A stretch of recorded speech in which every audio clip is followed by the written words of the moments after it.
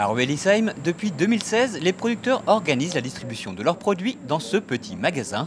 Fraîcheur Paysanne de Lille regroupe une vingtaine de petites exploitations agricoles du secteur. Ouvert 3 jours par semaine, on y trouve tout ce qu'il faut. Légumes, fromages, crèmeries, viandes et boissons, le tout made in Alsace.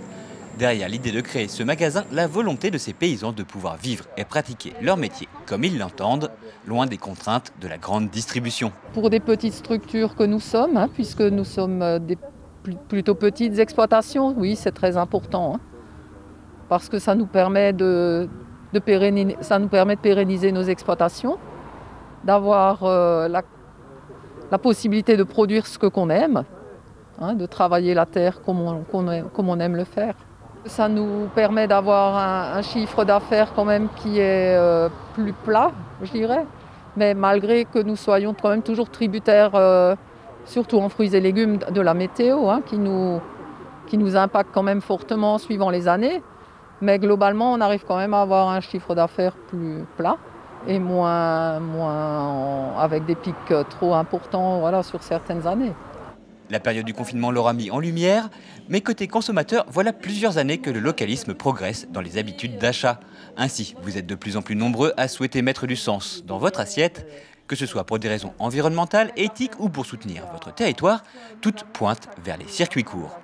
Une grande partie de la population est à la recherche de produits locaux, d'excellente qualité, de produits bio, mais bon, bio et locaux, c'est quand même quelque chose d'important.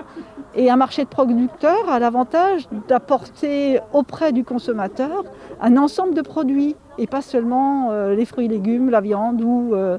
Donc là, on rassemble les producteurs autour d'un seul lieu, et je pense que c'est favorable à la commercialisation de ces produits, et plus facile pour les citoyens de venir à un endroit unique plutôt que d'aller dans différentes fermes pour acheter ces produits. Voilà plusieurs années que le conseil départemental apporte son soutien aux filières courtes, au travers notamment de l'abattoir départemental de Cernay ou de l'approvisionnement local des cantines scolaires.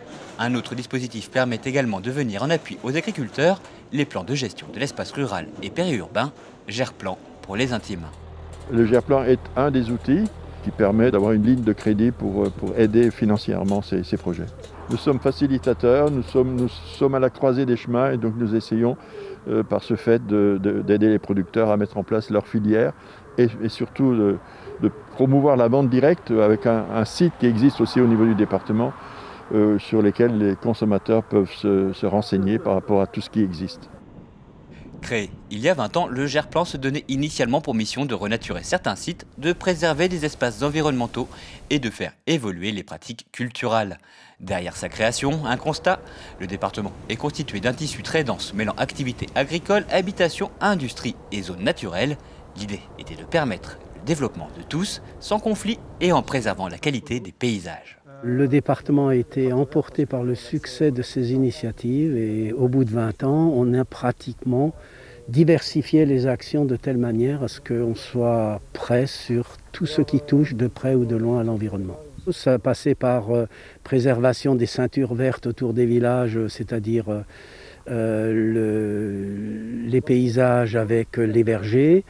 Ensuite, on est allé vers les zones naturelles pour les préserver, les zones humides, à les reconstituer là où elles étaient par le passé. C'est de recréer des espaces naturels pour permettre à toute la vie faunistique, aquatique et aussi la partie floristique de pouvoir reprendre ses droits.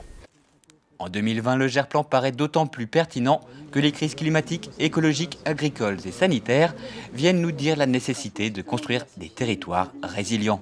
L'apparition de ces différentes problématiques au cours du début du XXIe siècle s'est accompagnée d'un élargissement progressif des domaines d'action du dispositif.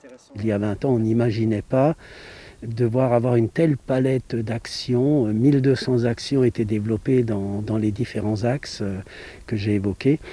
On n'imaginait même pas qu'on serait encore là 20 ans après sur ce type de rubrique, alors que là, on l'a diversifié pour vraiment toucher à différents domaines. Je citerai juste aussi les maisons de nature, c'est-à-dire les CIN, les centres d'initiation à la nature, nous avons 6 dans le département, qui prennent appui sur ces actions réalisées pour faire de la pédagogie à l'environnement. Si le GERPlan fête son anniversaire cette année, le conseil départemental n'entend pas se reposer sur ses lauriers. Le plan se poursuivra dans les prochaines années au travers de la collectivité européenne d'Alsace.